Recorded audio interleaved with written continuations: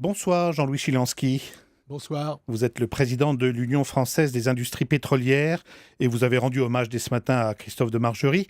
Vous l'avez souvent côtoyé comme dirigeant de la plus grande entreprise pétrolière française. On répète depuis ce matin, grand capitaine d'industrie. Je voudrais vous demander en quoi sa voix, sa manière de faire était-elle différente de celle des autres dirigeants? Écoutez, je crois qu'il y a deux ou trois caractéristiques pour Christophe de Margerie. La première chose, c'est que c'était un homme libre.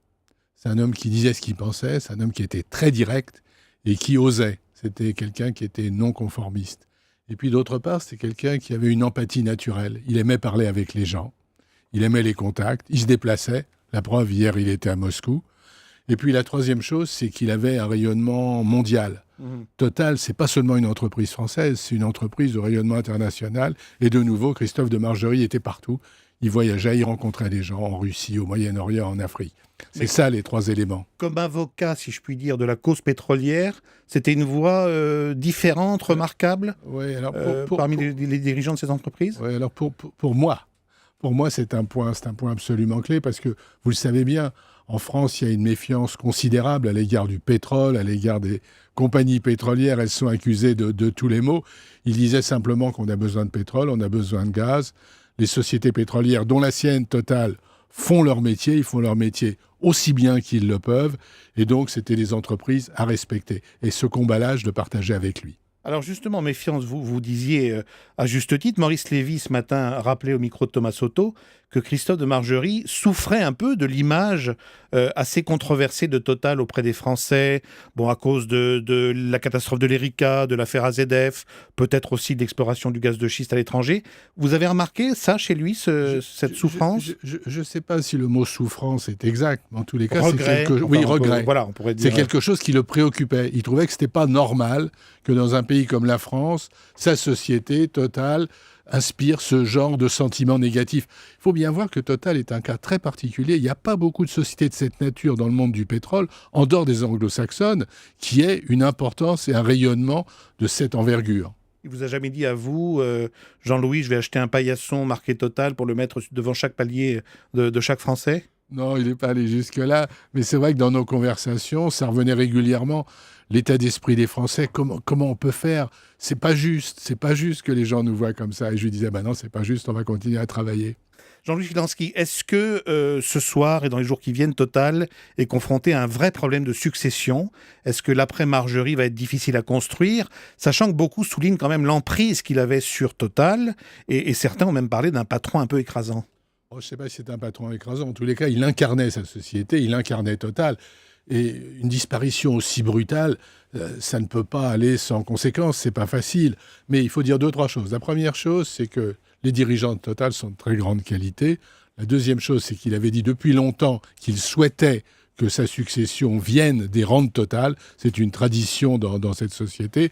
Et donc, je pense que ce qu'il a dit à ce moment-là, ça risque de se passer, ou ça va se passer. On cite d'ailleurs ce soir les noms en interne de Patrick Pouyanné, qui est le patron de la branche raffinage chimie, le nom de Philippe Boisseau, le directeur du marketing.